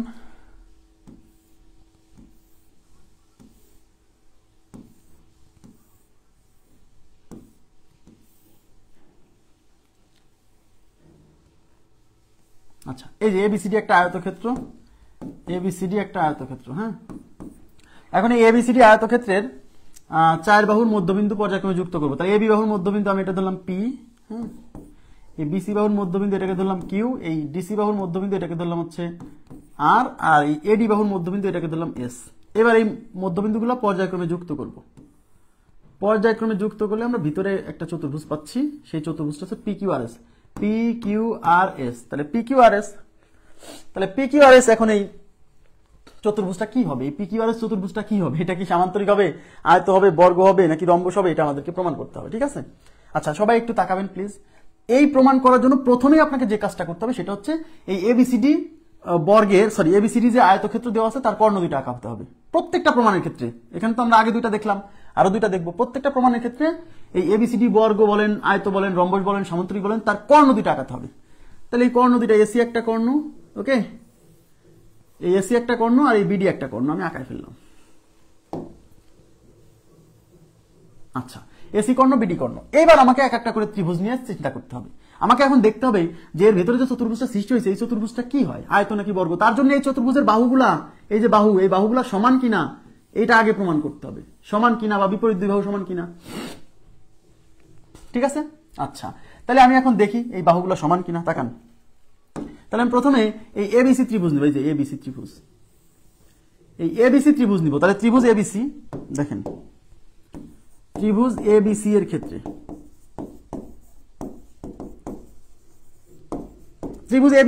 আচ্ছা ত্রিভুজ এবিসি এর ক্ষেত্রে এই যে এই পি বিন্দুটা এবি বাহুর মধ্যবিন্দু, এই কিউ বিন্দুটা এসি বাহুর মধ্যবিন্দু। তাহলে এই দুই বাহুর মধ্যবিন্দু যুক্ত করলে এই দৈর্ঘ্য হবে তৃতীয় বাহু এসি এর সমান্তরাল এবং এর দৈর্ঘ্য হবে এসি এর অর্ধেক। তার মানে পি কিউ সমান্তরাল এসি। তাহলে পি কিউ সমান্তরাল এসি আর কি এই পি কিউ হবে এসি এর অর্ধেক। ক্লিয়ার? ওকে। আচ্ছা, এবার আমরা আরেকটা ত্রিভুজ নিব। আমরা এবার এডিসি ত্রিভুজ নিব। ত্রিভুজ এডিসি এর ক্ষেত্রে, তাহলে এডিসি ত্রিভুজ কোনটা? সবাই একটু তাকান, আমি এটাকে সাদা করে দিই, এটার কাজ হয়ে গেছে। এবার এডিসি ত্রিভুজ মানে কিন্তু এই যেটা এডিসি মানে কিন্তু এই যেটা, এই যে উপরে যেটা লাল দাগ দেওয়া, এই এডিসি ত্রিভুজের ক্ষেত্রে এই এসি বাহুর মধ্যবিন্দু এডি বাহুর মধ্যবিন্দু এস, ডিসি বাহুর মধ্যবিন্দু আর। তাহলে এই দুইটা বাহু যুক্ত করছি, এই দুই মধ্যবিন্দু যুক্ত করছি। তাহলে এটার দৈর্ঘ্য হবে তৃতীয় বাহু এসি এর সমান্তরাল এবং এর দৈর্ঘ্য হবে এটার অর্ধেক, তার মানে এস আর।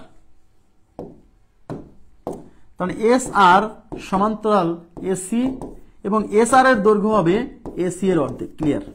ব্যাস, এই দুটার কাজ শেষ। এবার আমরা চলে যাব আরেকটা ত্রিভুজে। এবার আমরা চলে যাব, এবার আমরা নিব কোন ত্রিভুজ জানেন?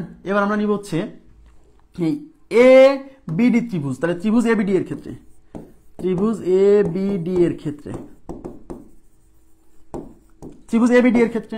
আচ্ছা, ত্রিভুজ এ বিডি, এ বিডি মানে কোনটা? এই যে এ বিডি, এই যেটা দেখছেন, এই যেটা, এই যে ত্রিভুজ এ বিডি। ত্রিভুজ এ বিডি এর ক্ষেত্রে এই এ বি বাহুর মধ্যবিন্দু হচ্ছে পি আর এডি বাহুর মধ্যবিন্দু হচ্ছে এস। হ্যাঁ, এই দুই বাহুর মধ্যবিন্দু যুক্ত করা, এই যে তাহলে পিএস। এই বাহুটা, এই পিএস হবে তৃতীয় বাহু এই বিডি এর অর্ধেক এবং এটা হবে এটা সমান্তরাল। তাহলে পিএস সমান্তরাল বিডি এবং PS equal to half of BD. তাহলে পিএস সমান্তরাল বিডি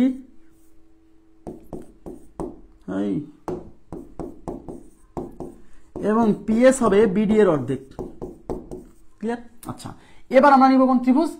এইবার নিব হচ্ছে বিডিসি ত্রিভুজ। তাহলে ত্রিভুজ বিডিসি, তাহলে এটাকে সাদা করে দিই যাতে বোঝাতে সুবিধা হয়, বুঝছেন? এগুলো সাদা করে দিচ্ছি হচ্ছে বোঝাতে সুবিধা হয়। যেটা নিয়ে কাজ করবো সেটাকে হলুদ করে দিচ্ছি। আচ্ছা, এবার হচ্ছে বিডিসি ত্রিভুজ। এই যে বিডিসি ত্রিভুজ মানে যে হলুদ করলাম কেবল, যেটা এই বিডিসি ত্রিভুজের, এই বিডিসি ত্রিভুজের এই বিসি বাহুর মধ্যবিন্দু হচ্ছে কিউ আর এই সিডি বাহুর মধ্যবিন্দু হচ্ছে আর। এই কিউ আর আর যুক্ত করছে, না? তাহলে এটার দৈর্ঘ্য হবে তৃতীয় বাহু এই বিডি এর সমান্তরাল এবং এটার দৈর্ঘ্য হবে এর অর্ধেক, তাই কি না? তার মানে কিউ আর সমান্তরাল বিডি এবং Q R equal to half of BD. তাই এখন ত্রিভুজ বিডিসি এর ক্ষেত্রে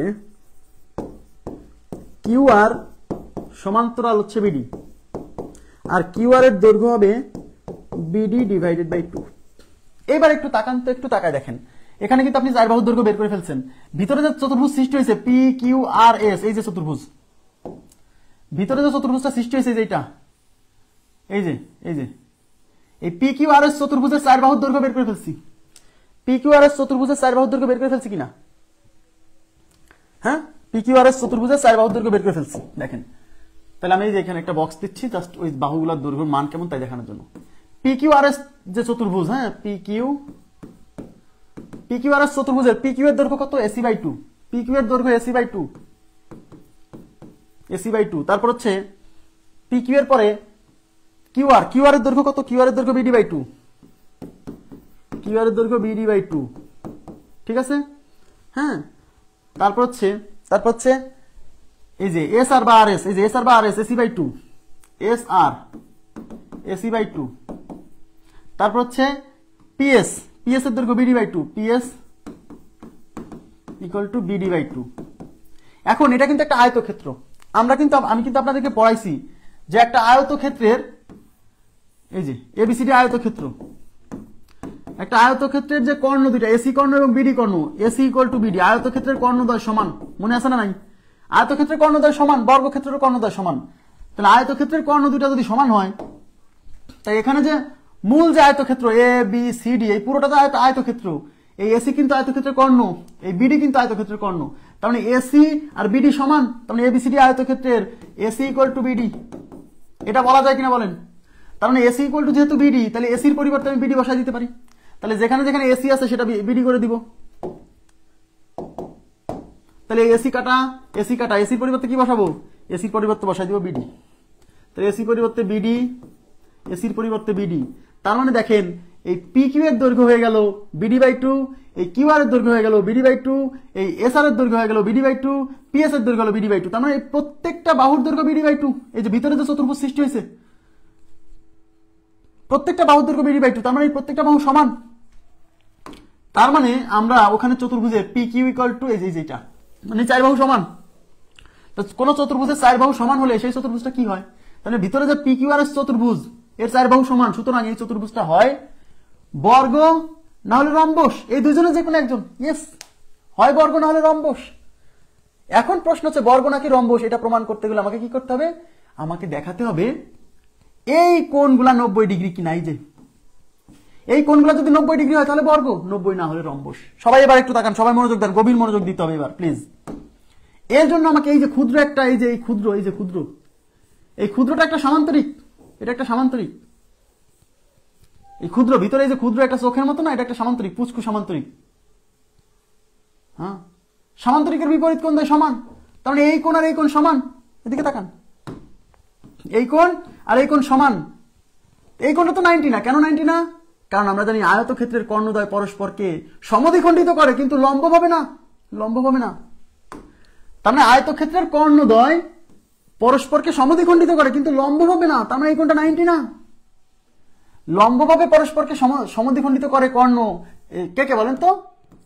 বর্গের কর্ণদ্বয় লম্বভাবে সমদ্বিখণ্ডিত করে, মানে এগুলো 90। আর রম্বসের কর্ণদ্বয়, এই যে রম্বসের কর্ণদ্বয় পরস্পরকে সমদ্বিখণ্ডিত করে লম্বভাবে, মানে এগুলো 90। বুঝছেন? আয়ত এবং সামান্তরিকের কর্ণদ্বয়, এটা এই আয়তের কর্ণদ্বয় সমান, কিন্তু এরা পরস্পরকে সমদ্বিখণ্ডিত করে, কিন্তু লম্বভাবে না, মানে এই কোণটা 90 না। এগুলো 90 না, কোনো কোণই 90 না। এর ভেতরে যে 4টা কোণ আছে, কোনো কোণই 90 না। তাহলে এই কোণ যদি 90 না হয়, আর এই দুজন যেহেতু সমান, তাহলে এটা 90 না হলে এটা 90 হবে না। আর আমরা জানি ভেতরে যে চতুর্ভুজটা হয়েছে, এটা আয়ত বা রম্বস। তাহলে আয়ত রম্বসেরও তো বিপরীত কোণ দ্বয় সমান হয়। তার মানে এখানে যে ভিতরে যে কোণটা চতুর্ভুজটা হয়েছে, এর এই কোণ আর এই কোণ সমান, তাহলে এটা 90 না, মানে এটাও 90 না। এই দুজন 90 না, তাহলে এই দুজন 90 কেমনে হবে? কারণ এটা 90 না, এটা 90 মানে না, মানে এটা না, এটা 90 না, এটা না মানে এটা না, তাহলে এই দুজনও 90 না। বুঝছেন? বুঝছেন? তার মানে এই কোণগুলা কি সমকোণ নয়। 4 বাহু সমান, সমকোণ নয়, 90 ডিগ্রি নয়। তার মানে বর্গ হলো না, হলো রম্বস। তার মানে আয়তক্ষেত্রের, বুঝছেন, তার মানে আয়তক্ষেত্রের চতুর্ভুজের আয়তক্ষেত্রের চার বাহুর মধ্যবিন্দুগুলো পর্যায়ক্রমে যুক্ত করলে ভেতরে যে চতুর্ভুজ সৃষ্টি হবে, সেটা একটা রম্বস। এখন অনেকে মনে করছে যে ভাই এর আগে করালেন সামান্তরিকের ভেতরে হয় সামান্তরিক, বর্গের ভেতরে হয় বর্গ, তাহলে আয়তের ভেতরে আয়ত হবে না, আয়তের ভেতরে রম্বস হয়।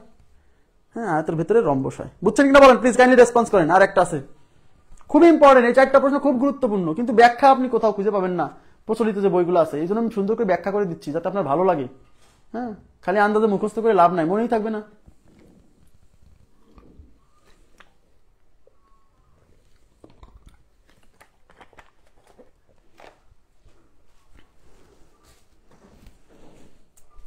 রম্বস হবে আয়তক্ষেত্রের মধ্যে একটা পুচকু রম্বস তৈরি হবে। হ্যাঁ, ওকে, আচ্ছা, তাহলে 3টা গেল। এবার হচ্ছে রম্বস। এবার আমরা আঁকাবো রম্বস। রম্বসের 4 বাহুর মধ্যবিন্দুগুলো পর্যায়ক্রমে যুক্ত করব। তাহলে কি হবে দরকার? হ্যাঁ, আচ্ছা, এবার দেখেন, এবার আমরা নিব হচ্ছে, এগুলো মুছে দিই। হ্যাঁ, এগুলো মুছে দিই।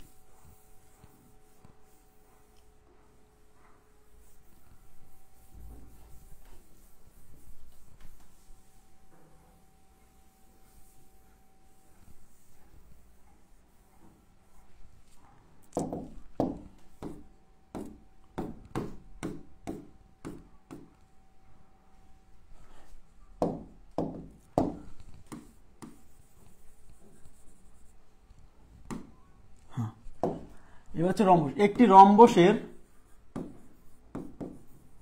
একটি রম্বসের প্রতিটি বাহুর মধ্যবিন্দুগুলো পর্যায়ক্রমে যুক্ত করলে,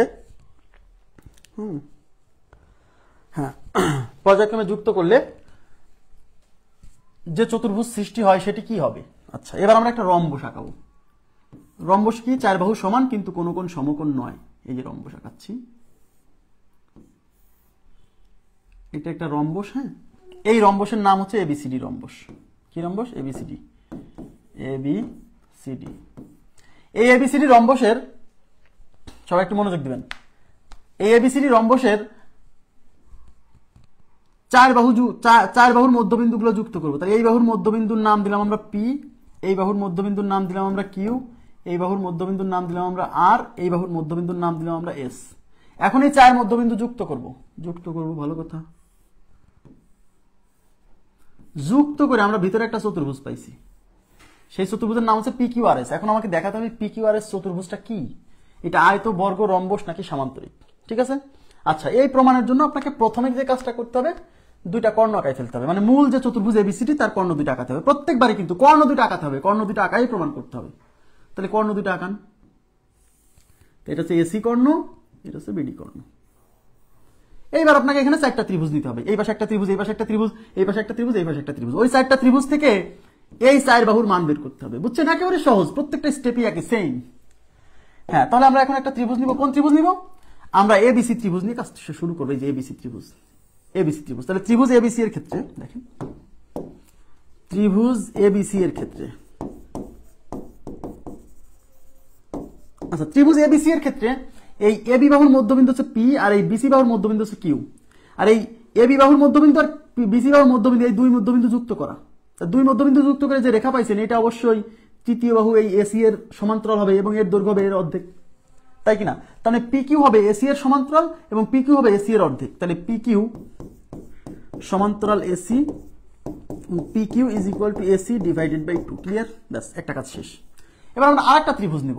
আমরা এই পাশের ত্রিভুজটা নিব, যে এডিসি ত্রিভুজ নিব। একটা নিলেই হলো, সবসময় যে আপনাকে এরপরে এইটাই নিতে হবে না, একটা নিলেই হলো, সমস্যা নেই। এডিসি ত্রিভুজ, এডিসি ত্রিভুজ কোনটা? আমি এটাকে আগে সাদা করে দিই। সাদা করতে যে লাল হয়ে গেল। এখন এডিসি ত্রিভুজ কোনটা? এডিসি ত্রিভুজ হচ্ছে এইটা,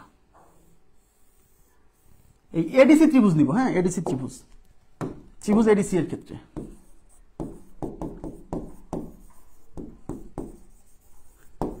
ত্রিভুজ এডিসি এর ক্ষেত্রে কি ঘটনা ঘটছে? ত্রিভুজ এডিসি এর ক্ষেত্রে এই এডি বাহুর মধ্যবিন্দু এস আর এই ডিসি বাহুর মধ্যবিন্দু আর, আর এই দুই মধ্যবিন্দু যুক্ত করা। তো দুই মধ্যবিন্দু যুক্ত করলে যে রেখাংশ পাবো সেই রেখাংশটা এই তৃতীয় বাহুর সমান্তরাল হবে এবং এর দৈর্ঘ্য হবে এর অর্ধেক। তার মানে এই এস আর বা আর এস, এই যে এস আর বা আর এস, দৈর্ঘ্য তো সমস্যা নেই, তাহলে আর এস বা এস আর হবে এসি এর সমান্তরাল। তাহলে S R is equal to সমান্তরাল এসি এবং S R is equal to AC by 2। S R equal to AC by 2।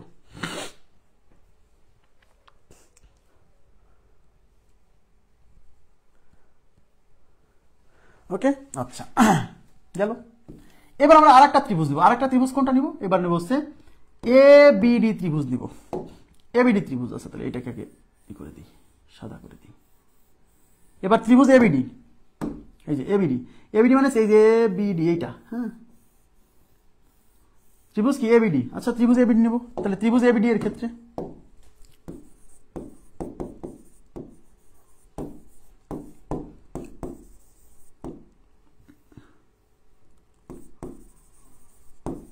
ত্রিভুজ এবিডি এর ক্ষেত্রে দেখেন, এই এবি বাহুর মধ্যবিন্দু হচ্ছে পি আর এই এডি বাহুর মধ্যবিন্দু হচ্ছে এস। এই পি আর এস যুক্ত করলে যে রেখাংশ পাইছি পি এস, সেটা হবে এই বিডি এর সমান্তরাল এবং এর দৈর্ঘ্য হবে বিডি এর অর্ধেক, রাইট? তাহলে পিএস ইকুয়াল টু, তাহলে পিএস সমান্তরাল বিডি আর PS is equal to BD divided by 2, right? এবার আমরা এই এবিডি ত্রিভুজের অপোজিটে যেটা আছে যে বিসিডি, বিসিডি, এই বিসিডি ত্রিভুজ নিব। তাহলে ত্রিভুজ বিসিডি এর ক্ষেত্রে, ত্রিভুজ বিসিডি এর ক্ষেত্রে, ত্রিভুজ বিসিডি এর ক্ষেত্রে, তাহলে বিসিডি কোনটুক? এই যে বিসিডি। এই ত্রিভুজ বিসিডি এর ক্ষেত্রে এই বিসি বাহুর মধ্যবিন্দু কিউ আর ডিসি বাহুর মধ্যবিন্দু আর, আর এই দুই মধ্যবিন্দু যুক্ত করলে যে কিউ আর রেখাংশ পাচ্ছি এটা হবে বিডি এর সমান্তরাল এবং এটা দৈর্ঘ্য হবে বিডি এর অর্ধেক। তাহলে কিউ আর সমান্তরাল বিডি এবং Q R is equal to BD divided by 2। তাহলে আমরা চার বাহুর দৈর্ঘ্য পেয়ে গেছি। কিন্তু দেখেন চার বাহু, এর পি মানে এই যে ভিতরে যে চতুর্ভুজ সৃষ্টি হচ্ছে পি কিউ আর এস, এর চার বাহুর দৈর্ঘ্য পেয়ে গেছি। কি পাইছি দেখেন, দেখেন একটু তাকান, পি কিউ এর দৈর্ঘ্য পাইছি এসি বাই 2। তাহলে P Q is equal to AC by 2, ঠিক আছে? তারপর আমরা এস আর এর দৈর্ঘ্য পাইছি পি কিউ, এই যে পি কিউ, পি কিউ কো পি কিউ, এস আর এর দৈর্ঘ্য পাইছি, এস আর এর দৈর্ঘ্য পাইছি এসি বাই 2। দেখেন, তাহলে দেখেন এই পি কিউ আর এস আর, এই যে পি কিউ এবং এস আর দুইটাই কিন্তু এসি বাই 2, এসি বাই 2। তাহলে পি কিউ আর এস আর কিন্তু সমান, অর্থাৎ এই বাহু আর এই বাহু কিন্তু সমান। এটা বুঝছেন কিনা বলেন? তাহলে বিপরীত দুই বাহু সমান এবং এই বাহু এবং এই বাহু দুইজনেই যেহেতু এই জনের সমান্তরাল, দেখেন এই যে পি কিউ এসি এর সমান্তরাল, আবার এস আর ও এসি এর সমান্তরাল। তাহলে এই দুইজনই যেহেতু এসি এর সমান্তরাল, তাহলে এই দুইজন আবার সমান্তরাল। কারণ দুইটা ভিন্ন বাহু যদি তৃতীয় কোনো জনের সমান্তরাল হয় তাহলে ওই দুজন নিজেরাও সমান্তরাল। তাহলে এই বাহু আর এই বাহু সমান্তরাল, তার মানে বিপরীত দুই বাহু সমান্তরাল এবং এই বিপরীত বাহুর দৈর্ঘ্য কিন্তু সমান। তার মানে আমরা পেয়ে গেছি এই দুই বাহু সমান এবং সমান্তরাল। ওকে, এখন এই পিএস এর দৈর্ঘ্য বিডি বাই 2, তাহলে PS equal to BD by 2 আর এই S R equal to P Q R equal to BD by 2, BD by 2। তার মানে এই দুই বাহুর দৈর্ঘ্য কিন্তু সমান এবং এই দুই বাহু কিন্তু এটার সমান্তরাল।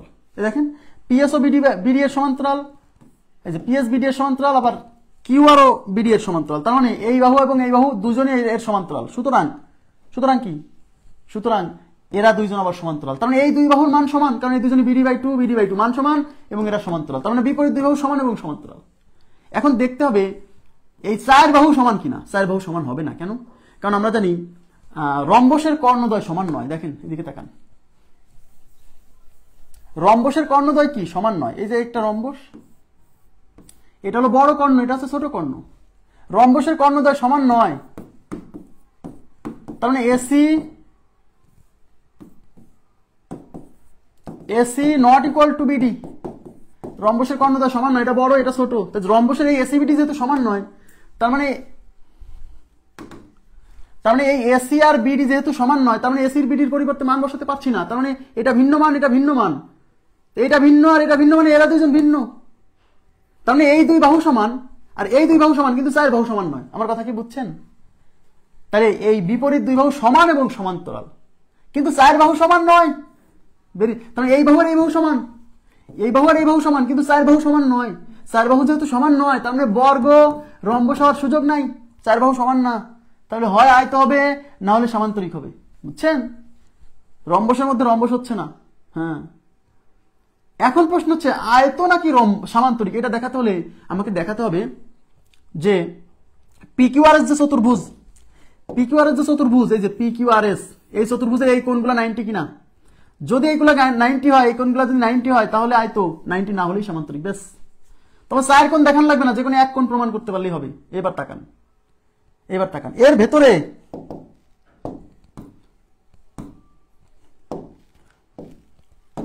এই যে এটা একটা ছোট সামান্তরিক, প্রত্যেকটাই ছোট সামান্তরিক।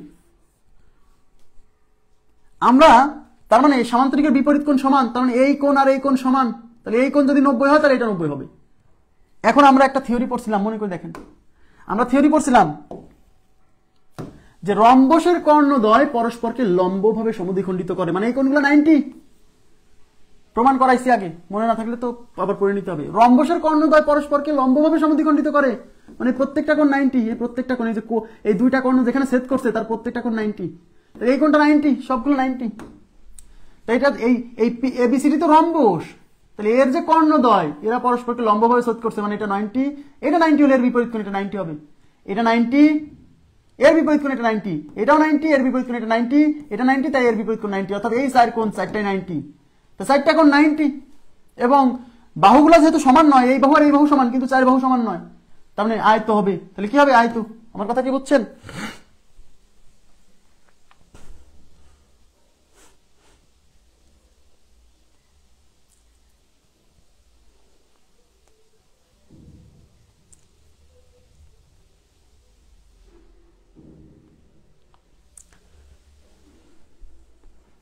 হ্যাঁ, আয়তক্ষেত্র।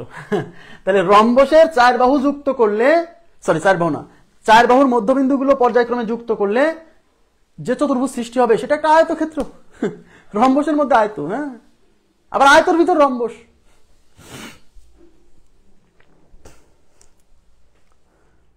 ওকে, আশা করি বুঝতে পারছেন। তাহলে এই যে আমি আপনাদেরকে যে চারটা থিওরি বুঝালাম, এই চারটা থিওরি খুবই ইম্পর্টেন্ট। যদি পরীক্ষায় আসে, তাহলে অনেকে ধরা খেয়ে যাবে। বিশেষ করে যদি রম্বসের মধ্যে যে আয়ত হচ্ছে, এটা তো মানে কল্পনার বাইরে, যদি আগে থেকে জানা না থাকে। রম্বসের মধ্যে আয়ত হচ্ছে, আয়তর মধ্যে রম্বস হচ্ছে। তাহলে এখন আমি আপনাদেরকে একটা শর্টকাট বলে দিই, এগুলা কিছুই জানা লাগবে না এতক্ষণ পর্যন্ত যা জানালাম, যারা এমসিকিউ এর জন্য। মনে রাখবেন, সামান্তরিক, আমাদের চারজন না, সামান্তরিক বর্গ আয়ত রম্বস, এই তো আমাদের চারজন। শুধু মাথায় রাখবেন, সামান্তরিকের পেটে সামান্তরিকই হয়, আর বর্গের পেটে বর্গ। আর এই দুইজন ইন্টারচেঞ্জ করছে, আয়তর পেটে রম্বস, রম্বসের পেটে আয়ত। ব্যাস। তার মানে কোন সামান্তরিক বর্গ আয়ত রম্বস, এই চারজনের, এই চারটা চতুর্ভুজের চার বাহুর মধ্যবিন্দুগুলো পর্যায়ক্রমে যুক্ত করলে কার ভিতরে কি তৈরি হবে, এটা মনে রাখারও সহজ উপায়। খালি মনে রাখবেন সামান্তরিকের পেটে সামান্তরিক, বর্গের পেটে বর্গ, এই দুজনে যা আছে তাই, ঠিক আছে। আর এই দুইজনের ইন্টারচেঞ্জ করছে, আয়তর পেটে হয়েছে রম্বস, রম্বসের পেটে হয়েছে আয়ত, খালি মনে রাখবেন, ঠিক আছে। এবার আমার কথা বলেন, আমি এতক্ষণ পর্যন্ত যা পড়াইছি এইটুকু বুঝছেন কিনা? খুবই ইম্পর্টেন্ট, কিন্তু আবার বলছি এই প্রশ্নগুলো খুবই গুরুত্বপূর্ণ, হ্যাঁ, কিন্তু কোথাও ব্যাখ্যা ঠিক মতো দেওয়া নাই বলে আমি সুন্দর করে সাজায় দিলাম। এখন আপনাকে বুঝে মনে রাখা, মানে লিখিতের জন্য মনে রাখতে হবে, আর এমসিকিউ এর জন্য, লিখিতের জন্য প্রমাণও বুঝতে হবে, এমসিকিউ এর জন্য খালি লাস্টে যে 4টা কথা বললাম এটুকু বুঝলেই হবে। এখন আমাকে বলেন কোথাও কোনো প্রশ্ন থাকলে জিজ্ঞাসা করেন, কারণ আজকের ক্লাস এখানেই সমাপ্ত করব। হ্যাঁ, এখানেই সমাপ্ত করব। কোনো প্রশ্ন থাকলে জিজ্ঞাসা করতে পারেন। আমি আবার বলছি, আমার ক্লাস বেশি লাগে, আমার ক্লাসের সময় বেশি লাগে, এর কারণ এটাই, আপনি একজন, এই ক্লাস করে আপনি নিজে একজন মাস্টার হয়ে উঠতেছেন, আপনি একজন দক্ষ শিক্ষক হয়ে উঠতেছেন, এই জন্য সময় বেশি লাগে। মন খারাপ করা যাবে না, একটু সময় লাগলেও আপনার শেখা একবারই হচ্ছে, আর বারবার শর্টকাট এর কাছে ওর কাছে পড়ে বেড়াবেন, আপনার প্রস্তুতি তো হবেই না, সময় নষ্ট হয়ে যাবে, প্রস্তুতি হবে না। কিন্তু আমার এখানে একবারে প্রস্তুতি হয়ে যাবে, হয়তো একটু সময় বেশি লাগবে, 2-3 মাস সময় বেশি লাগবে, কিন্তু একবারে প্রস্তুতি হবে, ঠিক আছে। আচ্ছা আচ্ছা, আর কোনো প্রশ্ন নাই আশা করছি। ওকে, তো ঠিক আছে, আজকের মতো এই পর্যন্ত রাখছি। ভালো থাকবেন সবাই, আল্লাহ হাফেজ। শুভরাত্রি বলতে পারছি না, দিনের বেলায় ক্লাস নিয়ে শুভরাত্রি বলা যাবে না।